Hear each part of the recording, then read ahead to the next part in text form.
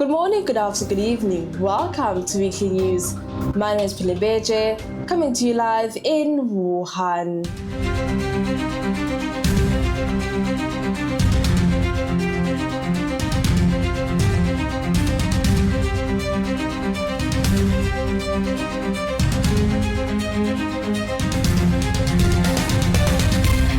We all know the story between Romeo and Juliet, but some of us are scratching our heads wondering why in the month of August are Chinese people celebrating Valentine's Day. Now, there's two variations between this story, and I will tell you both and you decide for yourself which one do you think is more romantic.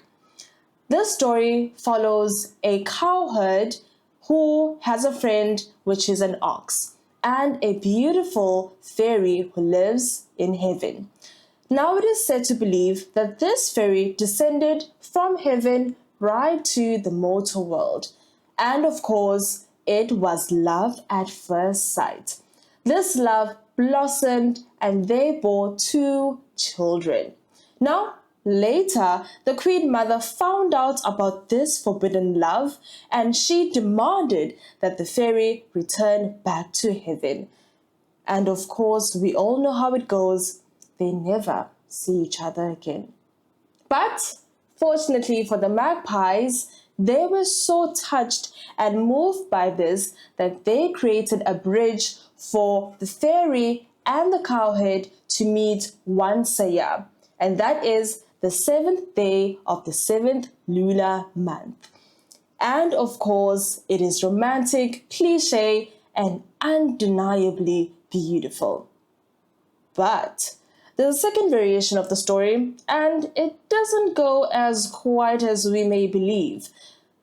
We find a cowherd who sees this beautiful fairy bathing in the river, and he steals something that prevents her from going to heaven.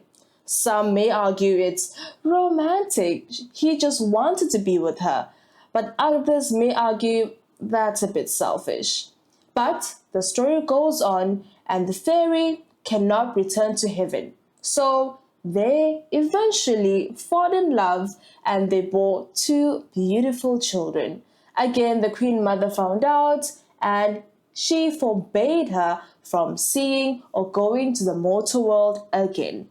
And of course, the magpies come to the rescue. And that's how the 7th day of the 7th lunar month is called Qixi Festival or Chinese Valentine's Day. And it's celebrated across the whole of China with their signature color, which is the beautiful red, as well as a beautiful display of roses, flowers, even gorgeous gifts from a comb to a thoughtful gift. Now, it's up to you to decide which story was more romantic.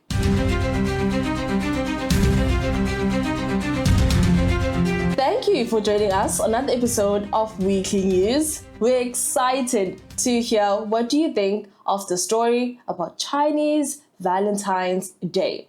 Hit us up in the comment section and we will indeed write back to you. Thank you for watching. Goodbye.